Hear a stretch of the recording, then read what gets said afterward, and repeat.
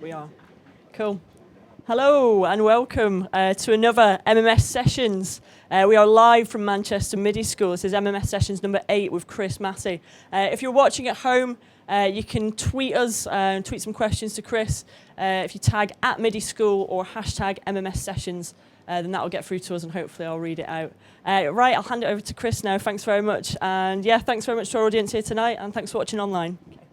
Thank you. Yeah, I'll just give you a bit of an introduction to myself and who I am. I'm Chris Massey. I make a living within the music industry in quite various streams, or various avenues, I should say. And I suppose really it's about telling you about, you know, what I've done along the way, how I was kind of in employment, made a decision to go back to college and learn music and kind of want to be in music. And I've always wanted to work in music and probably not realised it sort of in the early days. And yeah, just try to hopefully help you guys and answer any queries or give you any advice or anything at all that I've experienced myself. You know, the highs and lows that I've experienced and what I've took on board, etc. And yeah, you know, I'd like to be a bit more of an open forum. So just, you know, feel free to just jump in if there's anything you want to ask. Or I'm always sometimes I can go off on tangents and you'll just be like, where's he going with this? And it's like I'll start on one thing and talk about something else, and I'll probably forget about linking things together and stuff. But okay. So as mentioned, I'd kind of like my initial thing from leaving school. I was always buying music at school and I was buying records, and I'd started off working as a chef, as a full-time chef. That's what I went to college doing, and so I did my training in that. Did it at college, up to an MVQ level 3, and then went into industry, kind of working, you know, as in kitchens and stuff like that, which was good at the time. And for the age that I was, kind of like from leaving school up to about early 20s, it was good. You know, it's quite creative, quite a lot of good with camaraderie and stuff like that, people that you're working with. But I think the more that I wanted to get into DJing, and clearly when you're working as a chef, you're not getting any weekends free at all. You know, you're working 8 to 12-hour days, if not more. And then the older you get, it's just like, yeah, I just kind of had enough of it, to be honest with you. So I sort of made a decision to go and work in an office job, which gave me weekends free, because at the time, sort of DJing that I was doing, I'd started to just get some more regular paid gigs and stuff like that. I'd started quite locally. I'm from Bolton, so we tried to do as much as I could in Bolton, which at the time there was quite a lot going on, you know, but it's just not, it's a little bit kind of narrow-minded than that. Met up with some friends, started to put parties on, quite, you know, just DJing together, and then started to do parties locally, and then we kind of moved a bit more down to Manchester, which, if I just start the, and I do expect you to laugh at this first slide because it's pretty shit. This is, let's pause it. So that's like, I was going through the archive of stuff that I've got today. This is how serious I used to be. These were all laminated, so I had to scan them all in from laminates. But these are just like some press clippings and stuff like that from just, well, from one when I had hair, and also like the very first few gigs that I'd done. The flyers, this is why I put this big one in the middle. This was like literally first gig that I started to do down in Manchester on a regular basis. That was at Bar down in the village.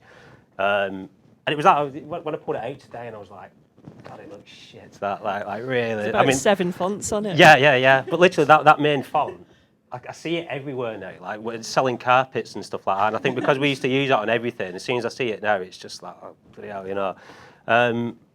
But I think, you know, I mean, the actual designs and everything like that, it's stuff that we all came, you know, me and one of the other guys that was doing it, there was 4 of us involved at the time. We kind of came up with the whole concept stuff ourselves and the ideas and that, you know, and we literally just didn't, it was just all from initiative more than anything. And it worked, you know, they were good parties, to be honest with you. I mean, it was pretty, I look back on it now and I can say it's pretty naff, but, you know, it's kind of, take what you can from them certain things and then just put it to practice with whatever else comes along. So, yeah, that's kind of what we was doing. Just DJing quite regularly. Used to have a residency at Mantor down in the village, as well as doing the thing at Bar. And then when that finished, we were sort of pushing and promoting a night at Mantor. And it was Thursday night residence, and then we used to do a Saturday night regular party there, which was really good. And it was good. I think it was a bit more forward thinking on the music as well, which is good. You know, clearly from doing what was essentially funky eggs there at Barbar, it was kind of a bit more open-minded when you move somewhere else.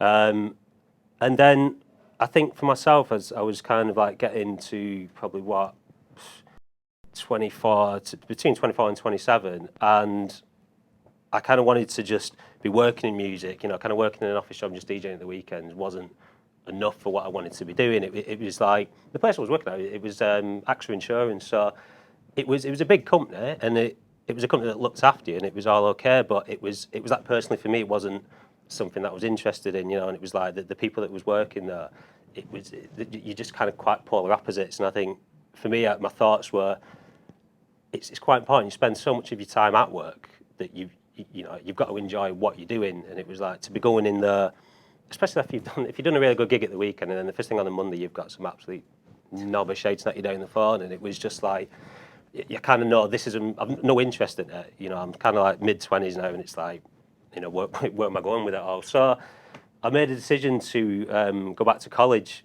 It was from speaking to a friend of mine who recently finished the same course which I ended up doing, which was at City College, which is now the Manchester College, or was it Manchester? No, it's City College. I can never remember. It was taken over by Mancat and all that kind of thing. It was based just off Sackville Street, and that was in popular music and music production. And I'd kind of, where was I up to? So I'd just gone to college. I made the decision to go back to college, and it was quite a scary thing, to be honest with you. You know, from being so set in a specific life, I suppose, you know what I mean, and thinking, you know, I'm just working 9-5 and that's it, to go back and do something. It was quite, and also from working full time and bringing in quite a decent wage as well. It's quite a decision to think, I'm going to have to take student loans out to do this. And just go back and, you know, see what happens with it. And, you know, as I think you'll probably all know, that there's no guarantee that you're going to come out at the end of it with a job that's paying you a heck of a lot of money. It's kind of something that you do for the passion and for the love of wanting to do it. So yeah, it was quite scary first. I mean, I the only experience I had was from DJing. I didn't have any experience of music production or remixing or studio recording or anything like that. I just had experience of being in clubs or bars and DJing and stuff. And I can remember going to the interview at college, which is where obviously they take you in, have a bit of a chat. Probably, I don't know if you guys do it here and stuff with new students, just to get a vibe. A little bit, yeah. Yeah, just to get a vibe of you know, what, just to get like, you know, have you got any experience? What, you know, and it was, you know, again, quite nervous and that. And I remember I had to do a bit of a questionnaire, and I can remember one of the questions. It was literally, I just didn't know the answer to any of them, and it was like, shit, you know. And the guy was like, one of the questions was, what do you understand by the term USB? And I didn't know what it meant at all. And I think I literally just put, it's for moving something from one computer to the other. That was like the best sort of answer that I could give. And like, all the other stuff, it was, I can't remember, but I just remember thinking, you know, I'm definitely not getting in on this. So I remember they put me on a summer school course, which was just like through the summer, which was good. Just that they sort of said, look, if you complete this, then we'll look and we'll get you on. So I kind of went from that into doing the course, popular music and music production. And I was probably one of the older ones on the course. I mean, certainly wasn't on with like a load of 16-year-olds or anything, but I was definitely like 27, 28 then when I started.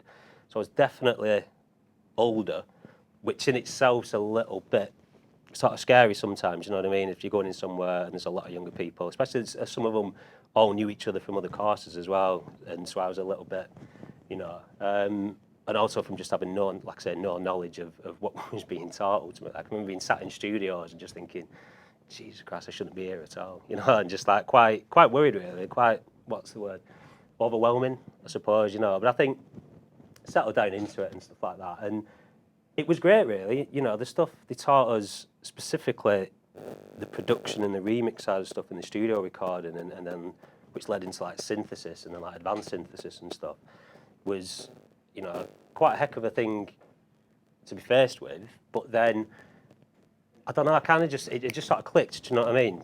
Rather than like sort of be put off by it or anything like that. And I was able to then start to use that because I've got interested in music production as well, and trying, just trying to do stuff. And so I was able to just be able to put it into practice and be with the right people to bounce stuff off as well. I mean, the tutors were great as well. There's all industry people that was working there and everything, so it was good to be able to be like, get industry feedback, I suppose. In a way. Did you find, Chris, that maybe you had a bit more musical knowledge than some of the other students? I Number one, think because you're DJ. Number two, because you maybe had a bit more of an age. it was what was quite strange that I do remember was a lot of the students weren't into the same stuff that I was, which was like house and disco and techno and stuff like that. Everyone seemed to be quite from a live music background and bands and stuff like that, but just quite sort of studio geeky as well. So you kind of find that you'd find common ground on that front as well. And then it was good because I was able to blag them all to come to gigs that I was doing and stuff. So it kind of worked out quite well in that way, and everyone's open-minded enough.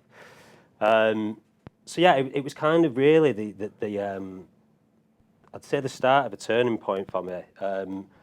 At the time, in terms, I was obviously getting a student loan and a grant, and I was working in the theatre back in Bolton and that, which was still kind of quite relevant as well, because it was quite, PA setting up and audio setting up and running shows and stuff, which was good, and it was still, I suppose, kind of early days of knowing that everything you're involved with is what you're enjoying doing, do you know what I mean? And still being able to DJ as well. At the time, I'd kind of broken away from DJing with the guy that I was DJing with and was just trying to get stuff out on my own as well.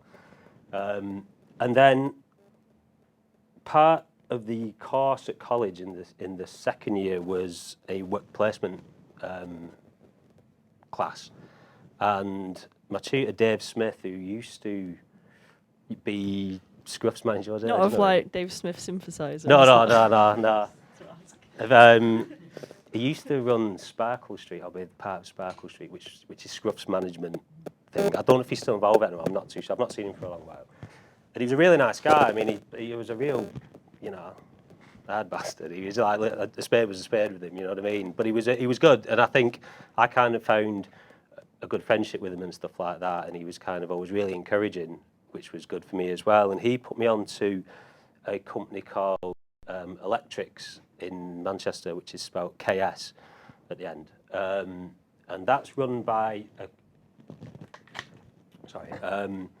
couple of guys called the Unabombers, DJs, who ran a night called Electric Chair, which ran from 1995 to 2008. I should know that really, shouldn't I?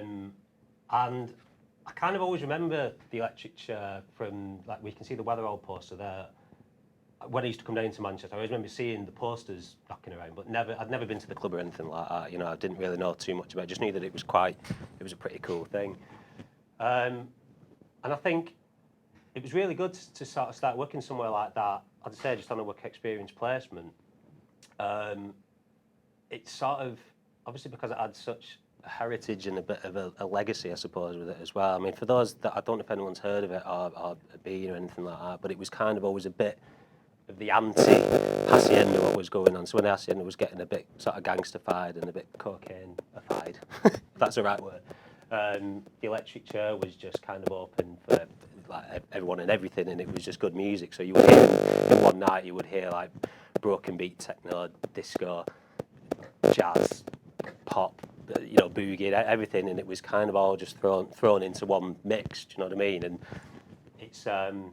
it's kind of, I mean, it still stands strong now. Do you know what I mean? It's massive even now. Like, yeah. People know Electric Chair in Manchester. DJs that are, DJ Harvey, Francois Arcade, actually Kerry Chandler, Theo Parrish, Weatherall, Moody Man, and it was great to sort of start working there, and I think be working for something that was really well established, because there was kind of no spaces for making mistakes or messing up or anything like that. So don't get me wrong, I wasn't going in there and it was like,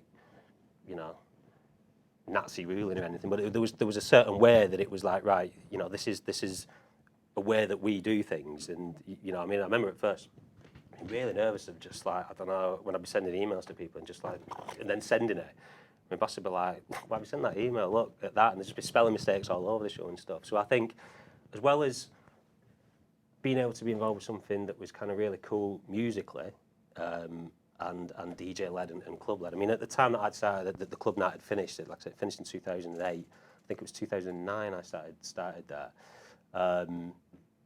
It was, yeah, as well as being involved with it on the basis of what it was, like a club night, which I wanted to be involved with, and I wanted to be involved with promotions. It's kind of like the management skills that it was teaching me, and just about being professional and how to be punctual and stuff like that. That's kind of like skills it's taught me that I didn't think I needed to know, but they've stayed with me now. So in everything that I do, there's always the certain things that I've picked up from there, which is kind of invaluable, really. It's sort of, you know, on the job training, I suppose, is the right way to look at it. And it also kind of taught me to be a bit more open-minded music. Well, not a bit more, like a heck of a lot more open-minded musically. So I mean, at the time, I think I was 128 BPM tech house, and it was like that was all that I was into, and it was like, right, it's just got to be 4/4 bang bang, you know what I mean? And it was like, again, stuff that's lasted with me now in DJ gigs that I do now. It's just taught me to be really versatile and really open and that, you know. And it's good, you know. It is. I mean, I still work there now, you know. I mean, let's say I started on work experience. I think I was doing about half a day a week or something, and it was just they were just covering my expenses, which at the time was like a train fare. And then it was one of those, you know, as more work came on, more stuff was passed on to me, and it's quite a small operation. It's not, you know, at the time there was me and just one other guy working in an office in Beehive Mill, just above Sankey's, which was probably like about as big as that. You know, it was kind of like a really small operation, and the company itself is you know, in the time of working there has grown more, and they bought a venue in Charlton called Electric, a bar, and we've just got one called Volta in Didsbury as well, which is kind of like a bar with like a bit more foodie angle as well. But you know, there's still elements of music stuff there, you know, DJ led, DJ related, and yeah, I think kind of for the time of working there, the more sort of trust that they had in me, and the more jobs that was passed to me, and then more work that was passed to me, so more hours work, more days work. So, you know, I was coming to the end of being at college. After I finished college, I did a top-up year at, sorry, it's that way, Salford Uni, which put it up to a full degree, which was, the degree bit of it was, it was worth doing to get it to a degree mark, but as I say, it's not like I kind of walked out there and it's like, right, I've got a degree in, you know, music and media management and walked straight into a job at the BBC or anything like that. I kind of feel, personally for me, that the stuff that I was taught at college is what's lasted with me a lot longer, you know. And it was, at the time, I was still obviously working with the electrics guys, so the more that I became available, there was more work passed to me, and the more stuff that I did with them. And what did you actually cover in your sort of your third year top up? Was it At particularly Salford? relevant? Yeah. Is this digging dirt on the Oh no, not at all. I'm genuinely interested. No, you know, it like was, you say. it was, you had a choice. There was like modules that you could do. So there was like a radio module. There was a web design module, and then there was like courses that you had to, like the compulsory ones, which was like a bit more management, a bit more theory based and stuff. I think it just, at uni, it just felt, it was a heck of a lot of different learning experience. I mean, it's like self-learning, isn't it, they kind of say as well. So don't get me wrong, when I was at college, we wasn't mothered. It wasn't like, you know, having everything done for you. But there was like a relationship, friendship as well with the tutors at college, whereas at uni, it was, you'd kind of have like 3-hour lessons that would just be like an hour, or you know, sometimes even less than that. And it was a little bit, almost like you felt like you weren't learning anything, and you was kind of, in a way, pretty much guided through so that you would pass at the end. Just to, I don't know, it was just a different experience, you know what I mean? Expensive experience, but it was like, it was, you know, I mean, it was worth doing and stuff like that, because it did top it up. But I remember our tutor at college saying, he was like, look, he said, it will be very different for you. It will be, you know, really, really different. And, you know, as I say, I mean, I look at kind of what I came out of it with, and I suppose at the time that I was at uni, everything that I was doing on the back of being at college, I'm kind of still doing now, and I've been able to develop it a bit more. You know, I don't know how useful that's, but I've certainly never, sometimes I forget that I've got it actually, certainly never will say to someone, oh yeah, well, I've got a degree, give me a DJ gig. You know, it kind of doesn't sort of work like that. You know, but yeah, I think from being at Electrics, I was quite lucky because at the time that I started there, they were running the Saturday nights at the Mint Lounge in Manchester. I don't know if anyone's been to the Mint Lounge on Oldham Street. It's Turtle Bay's above it now. It's a basement nightclub there, basically. So they used to do the Saturday nights there as an Electrics promoted gig, and Electrics were employed to be the promoters as well of the nightclub, so for booking it in and booking certain things in. And that was something that over the time of working there, I mean, I'd kind of, when I first started, I would just be counting the money from the takings, and eventually basically like the running of the club in terms of bookings and promoting and stuff like that, that's kind of my thing now. So again, it's from over the time of working there and just with more trust and just, you know, more faith in what I do, and with the skills that I've been taught, you know, kind of managing calendars and stuff like that. We've got the club sort of as it is now, you know, and it's like there's some pretty cool stuff that we have on, you know. I mean, at the weekends and that, it's quite commercial. We've got sort of the Top of the Pops night. It is what it is on a Friday. It's pop music, popular music. Saturdays is Funkademia, which is like they've just turned 20 this last year, so it is like the longest running night in Manchester now. And then all the others, these are like midweek events that we do, you know, the Levels guys, the Dub Physics and Strategy, the Itchy Feet night, the kind of regulars that we have on, and then Riot Jazz, you know, Parklife do after parties with us and stuff like that.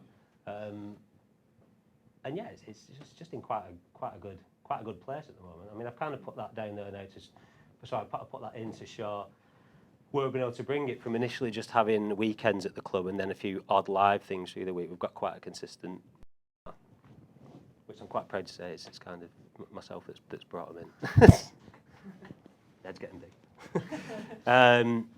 Yeah, so I mean that's kind of, again, talking about the different avenues and stuff that I do. That's obviously like I'll work at Electrics, and an avenue of that is working at Mint Lounge, and then from being at Mint Lounge, the Friday nights that we're having, the Top of the Pops night, because that's an in-house night, I'm able to DJ on that as well. So it's kind of like from one thing kind of would lead into another, and then into another, and then, you know, stuff that's come from that. Some of the guys who DJ for us at the Friday night have offered me to DJ for them at nights that they do, and so on. And we've been able to get it up and running at the Bay Horse pub in the Northern Quarter as well on like a monthly Saturday. So it's, yeah, you know, it's cool.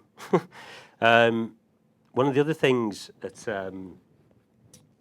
Electrics as well that when I first started there was they just recently, as they stopped the club night, started to do the Electric Elephant Festival, which is in Croatia. I don't know if anyone's been to Croatia or any of the festivals that are in Croatia, but there's a site over there called the Garden site where the Garden Festival used to be run, which has just finished. But it's basically like a series of festivals each week of the summer throughout there.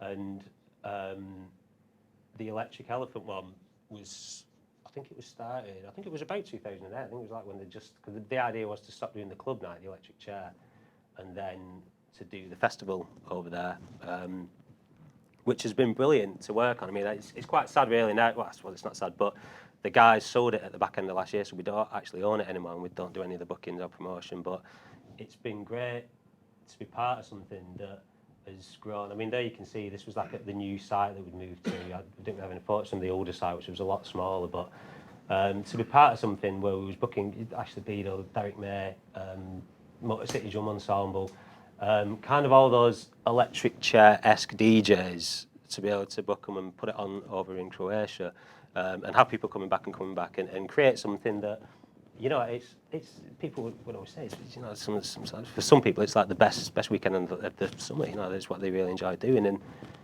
yeah, but we're not doing it anymore, so it's a little bit sad really. But the thing is that what's kind of come from it, I mean, just going back to what I was saying and what I've learned from working there is from starting and just maintaining the MySpace page for that. That's kind of like how old school it was. And then just maybe answering emails as such, in the space of kind of like maybe 4 or 5 years. The last one that we did last year, which was like with our involvement, I was kind of like the booker and the manager of it as well, you know, and the actual event manager. So that's just kind of come from, like I say, from working with the guys. And again, just you know, not to say like a repeated record, is just having more stuff put over to me and more. I think them having the confidence in me has helped my confidence levels. I mean, I know at first when they'd said sort of last year, like, all right, are you going to be okay going over there and just managing the whole festival for yourself? And I was like, shit, you know, like really kind of worried. But you know, it's just about, yeah, just tackle it head on, I think, you know. And it's once you know someone's got the faith in you to be able to do it, then it's touch wood, plain sailing. Were there any big challenges running it out in Croatia compared to kind of doing promoting over here? I think not necessarily. I mean, there's always that thing that it's abroad and you're dealing with a wide variety of DJs and quite a lot of DJs. But I think it's fine which is what we're kind of really good at Electrics, and is the organisation of it beforehand and everything, you know. So it's no use turning up over there and it's like, all right, we need to print off these guest lists and we need to print this off, and then the people in the office are like, right, we've no ink, you know. And it's kind of all that forethinking before you go out, where it's like, right, so to do this festival, what do we need? We need bang, bang, bang, bang, right, you know, who's DJing, when's the payments due, you know, and getting everything paid and that, and not winging it really, do you know what I mean? And then also just being professional about it when you're over there, you know. It's like, especially dealing with DJs and some DJs you'll get that are pretty like particular, do you know what I mean? I mean, we've always been lucky, to be honest with you, in all fairness, you know, and I wouldn't sit here and sling shit about somebody at all. You know? Yeah, you know, but it's like, there's only been a couple of instances, and it always seems to be with American DJs for some reason. I don't know, they seem to have a different, I remember the guys telling me, actually, I can't remember, yeah, in fact, no, I won't say it was, but it was one of the American DJs that booked for the electric chair, and he was like absolutely freaking out that he didn't have like a limo driver picking him up and stuff to take him to the gig, or you know. And it was just like, well, we said we'll pay for a taxi, just jump in a taxi and come down. But that's kind of how it's always been at electric. It's always been not unprofessional, but just down to earth. Do you know what I mean? And I think it's a lot more relatable, and people can relate to you a lot more if you are down to earth. Do you know what I mean? If you just want around somewhere and it's just like, yeah, this is our festival and it's fucking great, and, you know, and people just be like, you know, and especially the DJs themselves as well, you know, is I think, and that would be the great thing about Electric Chair, is that you'd be sat, say, at the beach bar in the daytime, just having a cocktail or anything like that, and Don Letts or Andrew Weatherall would just be sat next to you and stuff, and it was like, I think the sort of DJs we would book would be on that level anyway, do you know what I mean? Some people would come. I think the first year I didn't work it, and the guys, they had Benga, and that was when he was kind of like, he was just on a massive like rise, do you know what I mean? And he kind of come, and I think he'd kind of come fresh from Ibiza, you know what I mean? And he was kind of like, wow, this is really, you know, and kind of like, it was really different to what he was used to or anything, you know what I mean? But yeah, I think just being down to earth about it. And I think, going back to what you're saying about it, the challenges of it, I think just being organised before you go over there, you know, I mean, capacity-wise, you're probably getting like 1,500 people in, which is like the size of some club events, really. So when you look at it in that sort of context, it's not too scary. Do you know what I mean? And I think once you think, yeah, you're abroad and that, but it was kind of all the production staff who work at the Garden would be English or would be Croatian with like really fluent in English speaking, and it would just be a lot easier to do. There's always problems and stuff when it comes up, as it is back here, and I think it's just about dealing with them, you know, and I think that's something that I certainly learned, because I think there was one year when, I can't remember his bloody name, and his flight, you know, we had a year, there was about 4 acts on the main stage, they couldn't get over because flights had been cancelled and stuff like that, and it was just, shit, what we're going to do, you know, like freaking out and stuff, but it's just, you know, what can you do ultimately? You know, it's like, if the weather, the things up there, the weather is gorgeous as well, and it's like, but when it rains, it's like, bloody hell, it's raining, you know, it's like, literally, and you can't do anything about it, do you know what I mean? And it's like, sometimes we'd have boat parties that would have to be cancelled, and people would complain about it, you know, because even though we had a really, really great crowd, you know, there'll always be people that are disappointed. And it's just about being decent with them. So you've just got to say, look, you know, unfortunately, there's some things we can control. The weather's not one of them. You know, apologies, I'm missing this. We can offer you a refund on your boat party ticket, or we can offer you X, Y, and Z or something. And it's almost that, you know, again, something that I've sort of learned and it stayed with me is just being decent, you know, being kind, almost like the killing people with kindness thing, really. You know, if someone wants to complain and that, and just being decent about it. Whereas I think if you be a little bit arrogant about it, if someone complains and they're like, oh, I'm this, and you're like, fuck off, you know, like, it rained, what can we do? Do you know what I mean? Then it's not going to bode well, because then people will then speak to somebody else. And especially now in the day of social media and that, they just go on and they're like, absolute idiots at Electric Elephant, they did this and they did that, you know, I'm not going there again. And then it just spreads. And then someone else will be like, oh, well, yeah, you know, they were a bit arsey with me on this and stuff. So I think, you know, yeah, sometimes you just got to, it's one thing that I never used to do at all, and it's I kind of do it all the time now, is just stop, take a few, you know, deep breaths and that, and be like, right, how am I going to tackle this? You know what I mean? What's the solution to do it? And most of the time it works.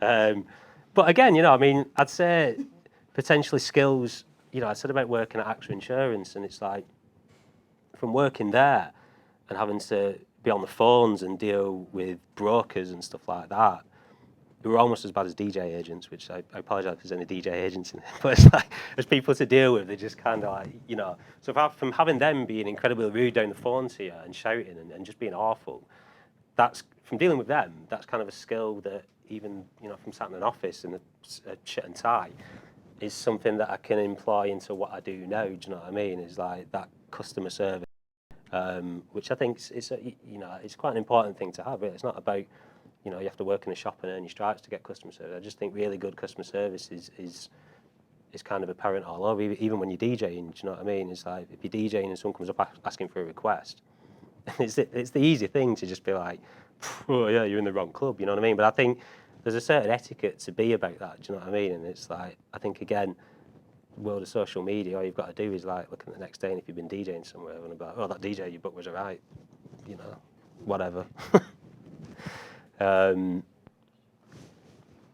Yeah, so has anyone got any questions? Yeah, the question was just relating back to the Electric Elephant. Was your decision to have it in Croatia, was that down to licensing? Do you find that the licensing is a lot easier to come by in terms of noise and all that sort of thing over there? No, what had happened was Luke and Justin, the Unabombers, some friends of theirs, Nick Colgan and Eddie O'Loughlin, or Callahan, yeah, they'd moved over there, and I think they'd just been on holiday, and where the old site used to be in the grounds of a hotel, and it had a purpose-built nightclub there that was like Art Deco from the 1970s, and they just came across that, and they were like, bloody hell, you could do a great festival here. And it was kind of really small, and it was all, I mean, it was like a stone's throw from one stage to the other. So Nick and Eddie actually set it up, and I think they did a garden festival event, and just invited Luke and Justin over and said, do you want to do a festival? So in the early days, the sort of business model that it was, because later on what we used to do was kind of lease it out almost. So all that nuts and bolts, you know, boring stuff I suppose, was always taken care of in terms, because Nick and Eddie had the site. I think the way it worked was that they would rent the site for the whole season. So all the licenses and stuff, they would take care of that. So in terms of how difficult it was to come across, I don't think it was that difficult, but I think there was quite a lot of extensive meetings between the mayor of Croatia and the government, and with Nick and Eddie, to be kind of like, look, we're putting this festival on, or these festivals I should say. It's not boozy Brits abroad. It's not going to be, you know, stag parties or hen parties or anything like that. So I think convincing that had to go on beforehand and that, but that's would then be down to getting the right promoters in to do the right events as well. Do you know what I mean? So because there was actually there was the Garden, there was us, there was the guys who do Sunsabeat, who also do or did South Park Weekender Festival, which is kind of like, that's an older crowd and a lot more mellow. And then I think Outlook Festival used to be there before it moved. I can't remember now. And the Sunsabeat as well was one of the other ones. And there was another one, Stop Making Sense. But it was all similar kind of mid-30s and above, do you know what I mean? So I don't think it was that difficult to come by. As I say, there were certain things we had to sort out, you know, flights and stuff like that, and licenses for the DJs to play. But it was all, they would just send us forms and say, you've got to fill these out. So whether it was legit or what, I don't know. But yeah, it was straightforward enough. Do you know what I mean? And as I say, once you're organised enough about it, then it's easy when you get over there. you're more relaxed when you're working because you know that everything's taken care of, and it's just a case of your DJs coming in, making sure everyone's happy, and then it's kind of plain sailing, you know, and it's just being kind of decent and professional with your DJs as well, and they are quite diva-ish, you know what I mean? And I say that as a DJ myself. Well, I'm not I'm not diva-ish whatsoever, but yeah, you know, if they've got requests or they're saying like, oh Christ, I don't want to drink this with Prosecco or anything, then it's kind of like, all right, you know, within reason, you know, if someone comes and they're a bit like, I want this and this, and you know, where's my prostitutes and cocaine and stuff, you're just going to be like, well, you know, come off it. But you know, as I say, it would be agents a lot of the time that would be difficult, because you try to book someone in and like, right, well, it's going to be a minimum set of this, this and this, and they need to stop in a 4-star hotel with super fast broadband and this and this, and you're like, come on, it's a bloody 100-year-old fishing village. There's literally like no 4-star hotels, you know what I mean, for a certain distance. But I think with the legacy of the electric chair, if you want to call it that, I think it stands quite good as a bit of a calling card in a way, because the guys, you know, obviously long before I was working for them, had always been decent in what they did or anything like that, do you know what I mean? And they've always been down to earth and grounded with it. So I think you've then therefore got the trust of just the DJs, but also of the agents as well, you know. So yeah, it's unfortunately not running anymore, but we do the End of Year Riot, which is the one here. That's always been on December the 27th, even when the electric chair was running. We still do that. That's this year's lineup actually, and because it's 20 years, we're billing it as 20 years of the electric chair. So if you want to come, get a ticket. Always selling. Good lineup. Yeah, so that still goes, and I mean, we were looking this year initially to do it at Granada Studios, at the old Granada Studios thing, but it was just a bit too big. And I mean, I suppose the other thing as well with sorry, yeah, has anyone got any questions or anything so far? Anything so? Hello. Yeah, I've got a question. More interested in the actual transition. So when you first started sort of DJing, studying at the same time, and then obviously gone into the promoting part, and basically the question is what was the actual route when you decided that this is what I want to do? Obviously that led to the Electrical Elephant Festival, and obviously doing more promoting for electrical chair and stuff like that. So to go, well, do you mean to go from employment? Yeah, so obviously you started off DJing, and obviously as a passion, and obviously you went into more of a planning route, more business sort of idea of the whole electrical elephant and electrical chair. So that's obviously something that I'm interested in, and just like to get some maybe advice or your perspective from it. I think I'm guessing, is there quite a lot of DJs in here? Is there people? Are you a DJ, or is quite a lot of people DJing, or are you working as DJs, or is it like as a hobby thing, or I come here to the schools. anything like that? Right.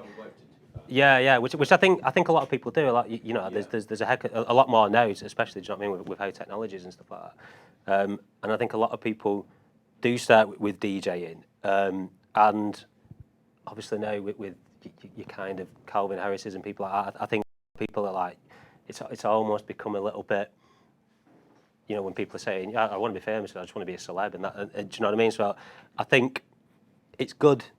For me personally, it was like, I always loved DJing, always wanted to DJ, but then I suppose, in a bit of not a reality check, I suppose, but I think I kind of knew it was always important to have a plan B and a plan C and a plan D.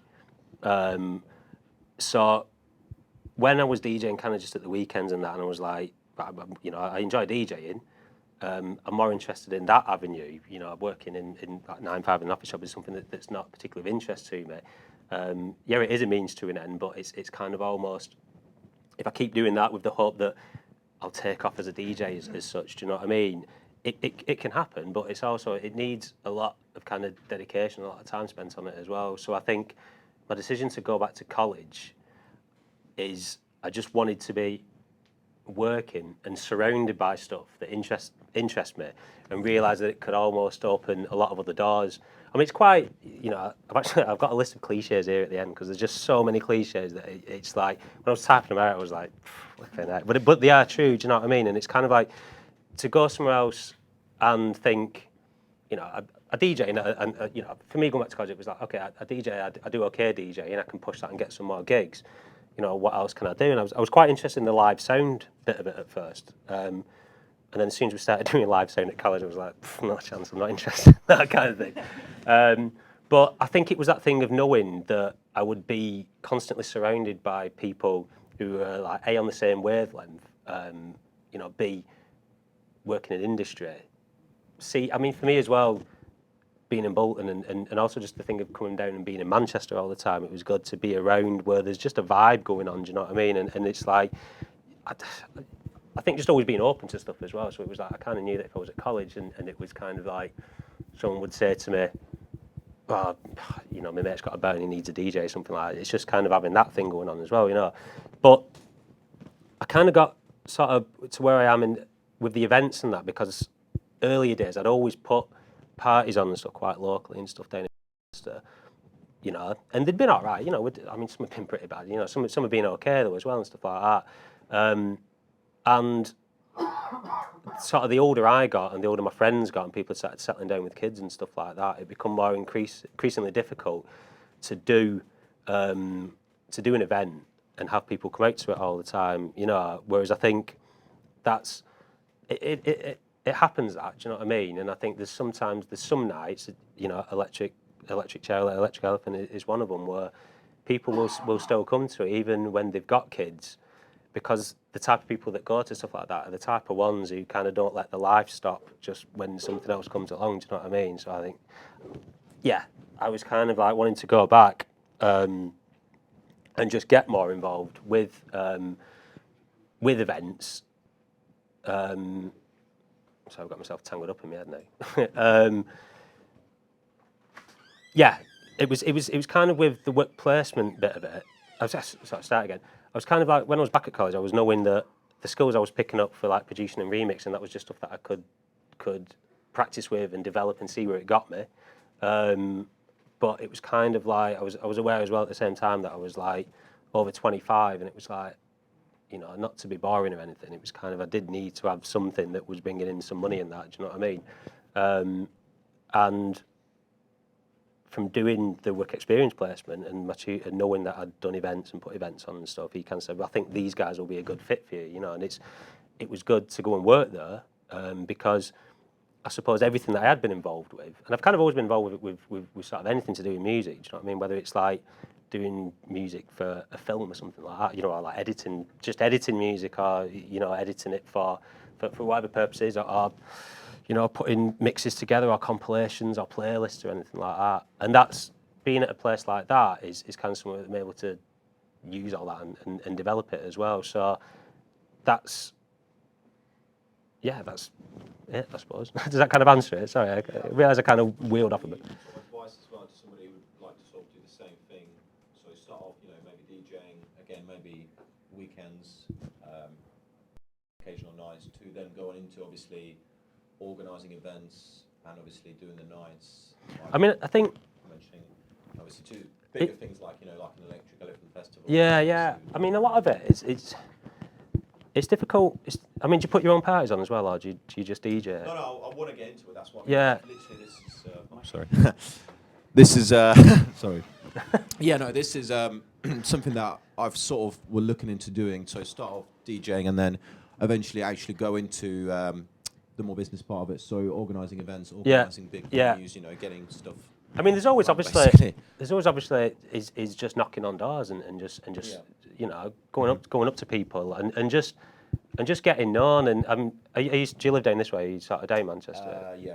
So obviously there's moved it now. So yeah. So there's so much going on in Manchester. There's so much to get that's involved what with, I mean. which like for Just me getting personally involved. is like being sort of where I am, where I was. It was one thing that I probably couldn't quite do. Do you know what I mean? Until I'd started to work for the electrics guys, and I was a bit older as well. But I think my advice, and I see it, we get people who come to the Mint Lounge who want to do parties and stuff like that, and it's like the first party they want to do, and it's like, well, it's a 500 capacity club. Do you know what I mean? And it's like, with the greatest respect, it's like, unless you've got a solid following, or you've got experience of doing it, it's not the best thing to do for you. Do you know what I mean? And it'll be people who've come to the club and they've had a great time and they're like, yeah, I can do this. But the advice I always give, And there were some guys I was involved with recently, DJing with them for a couple of times, and I was sort of putting to them, they did a night at a place in Fallowfield called Corto, was it? Corto, it's like a basement. And it was wicked, it was really good. And they were great lads and that, but they were just a little bit flaky. And I was sort of saying to them, the best advice I can give you, like me, what, being like the Jedi Knight overlooking, you know, just with a bit of experience really, is sort of what I couldn't do because of sort of my circumstances and not because of my friends, that sounds horrible, but is to have something where you can do a party that's probably 50 to 100 capacity at the most. You know that you and your friends can pretty much fill it. And then once word starts getting around, it grows organically. And rather than, you know, getting student loan through and then trying to go and book, I don't know, do you know what I mean, like Julio Bashmore or someone, and then just put it on somewhere, and you'll lose money on it, you know, it's expensive to do. But I think if you do something, it's how all the best things start, you know, it's like the guys who do like cellar parties in Fallowfield and that, and in fact, there's guys who do the Teapot night, isn't it, in Manchester, and I think how that started was, that just started on a Sunday at Odd Bar, Cord Bar, wasn't it? They used to do it at Cord, just on a Sunday, and just everybody got involved, and it just naturally kind of grew from that. And it's like, that to me is always the advice that I always give to anyone who's starting off, is rather than just try to jump in feet first, is if you wanted to do your own night, start small, let it grow organically. But also as well, if you're DJing and you want to get involved with stuff, is just start knocking on doors, do you know what I mean? And get yourself about and known, and I think it's about being, you know, and again, these are sort of things that I've learned over the last sort of 5-6 years, and that is being confident in yourself, but not letting that spill over to being arrogant as well. So it's quite good to go up to someone and you know, sometimes it works, sometimes it doesn't. You know, so some people have different ways of dealing with it. Me personally, it's a bit, I think it's a bit more relatable if you can go up to someone and kind of say, well, look, you know, just letting you know, I DJ here, I do this, I do that. You know, what are the chances of getting on and DJing at your night? And just, the worst they can say is no, or not send you anything back, do you know what I mean? And then it's just, in that case, do you know what I mean? Whereas, we'd also do a bit of research and stuff as well. I'd say at the Mint Lounge, there's someone who emailed me the other day, and it was like, just a bit of a, like, it wasn't researched at all. So like, yeah, I've come to your club loads of times. Always have a brilliant night in there. I'd love to DJ for you. Some mixes of mine. It was like, it's like some EDM or like trance or something. And it's like, I don't know what nights you've been coming on, you know what I mean? But it's clearly, we don't do any of those nights whatsoever. And we got it with Electric Elephant. And it was so funny, some of them, people would be like, hey, we've seen your festival and think that our band would be brilliant for it. And we're a like bagpipe, jazz, techno, fusion thing. And it would, they'd be absolutely bonkers, stuff like that. And you'd be like, oh, it sounds great, this, but it's like, it's clearly not going to work, like putting them on after flipping, I don't know, whoever at the main stage, you know what I mean? I think you just research it a bit. For me personally, if I was to get an email off you and you said, oh, look, you know, it's just something that you can tell someone's actually done a bit of homework about it as well. You know, don't get me wrong, if you send out blanket emails, you might get a bit of a response off something, but I think if you show someone that you've researched it a bit more, then they're just going to take you a hell of a lot more seriously, rather than someone who's just been like, yeah, I want to DJ there, and just firing stuff off. But I've done that myself in the past, do you know what I mean? It's like, it's all about learning from mistakes, really, do you know what I mean? And that's kind of where I am now. You know, that's all come from learning through mistakes. And from highs and lows, you know, it's especially like early days of DJing as well. You know, there's personally, I've kind of had more lows than what I've had highs, but I think those are just a lot more important than the highs, because you kind of learn from it. You know, I think initially I probably thought the be all and end all would just be to have my name on a poster at Sankey's, do you know what I mean? And that's kind of pretty much before I started back at the Electrics guys and what sort of they told me, that's kind of what I thought.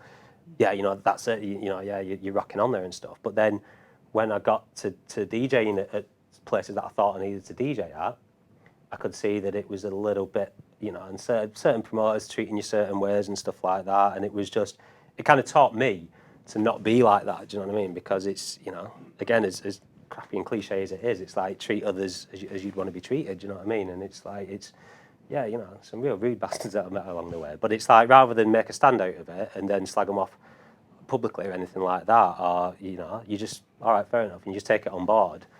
and kind of don't be. I think the other thing as well is not being too bothered.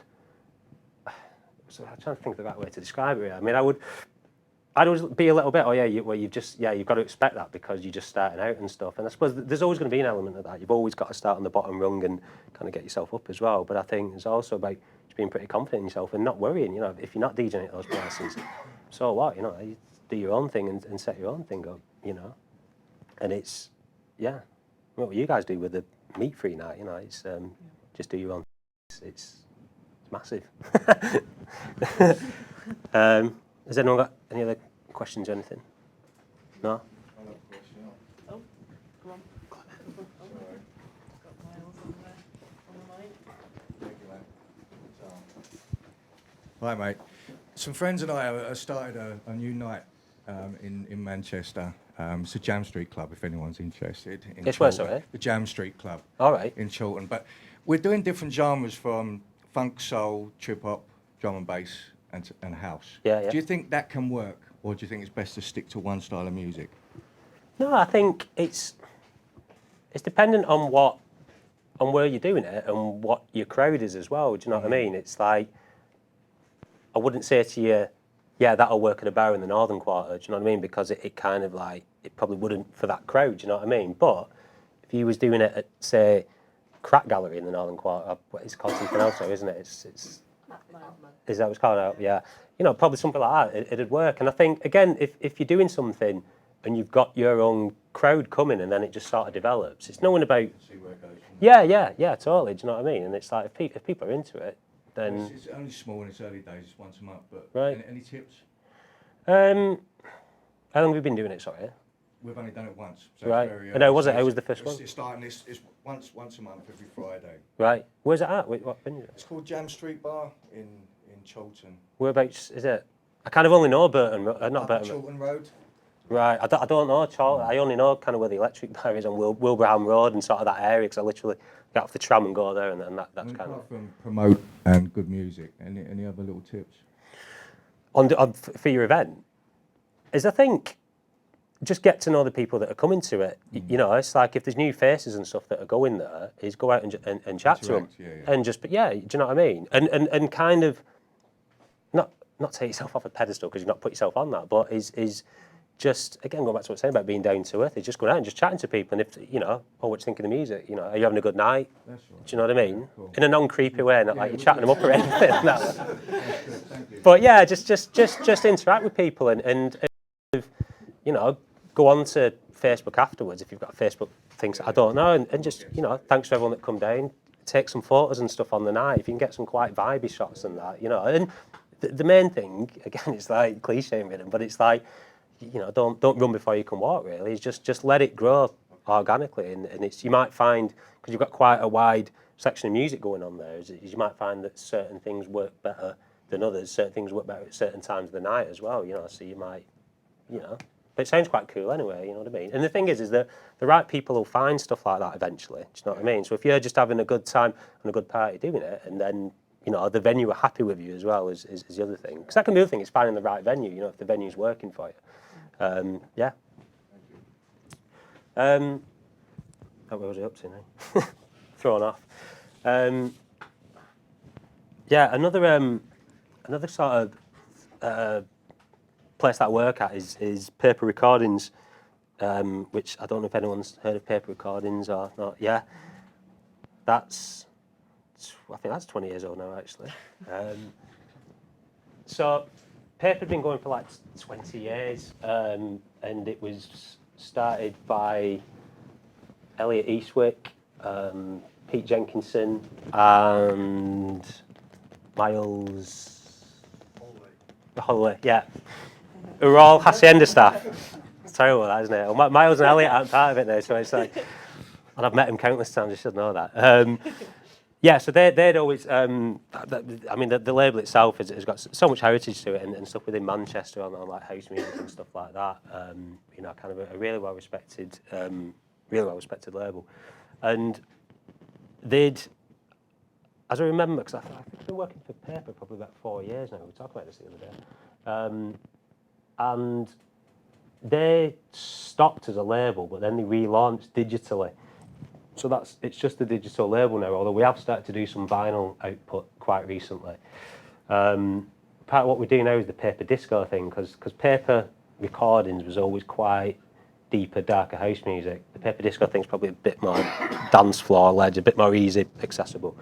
That's sort of a project that's been passed over to me. 2 Billion Beats with Tom, probably know or heard. They're kind of like the in-house band at the moment for paper, and they're kind of flying our paper disco flag. But that kind of came around, and again, going back to what I was saying with things leading into each other, is Pete Jenkinson, who sort of is one of the owners of Paper, was actually one of my tutors at college within music business.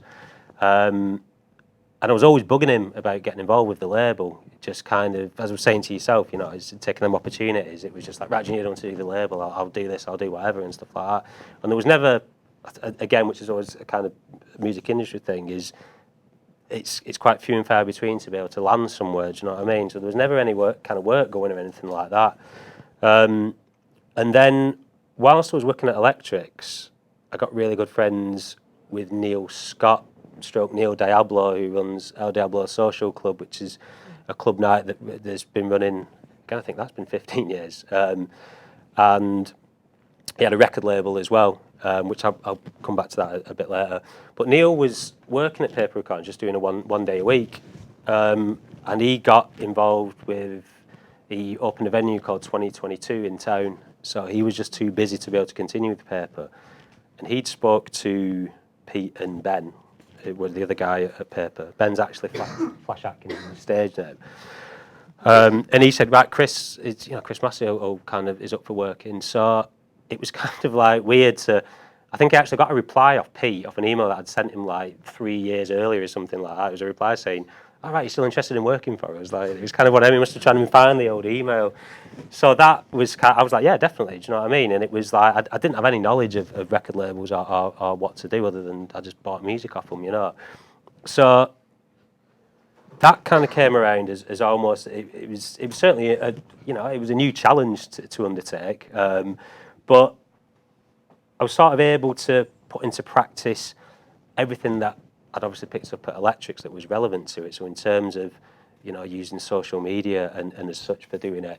But the whole A&R thing was kind of a new skill that I had to undertake. And it's quite a different thing really to listen to music as a product for something that's got to go out. You know, I mean, I assume everyone's done it, where you might buy a load of tracks or records or something like that.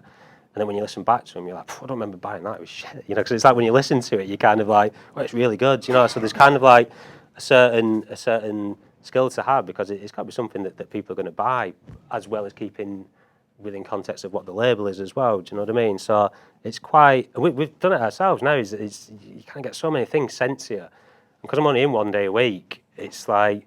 You're trying to, right, yeah, I remember that track being really good, or was it really good, or I can't remember. So it's a bit of a juggling act, do you know what I mean?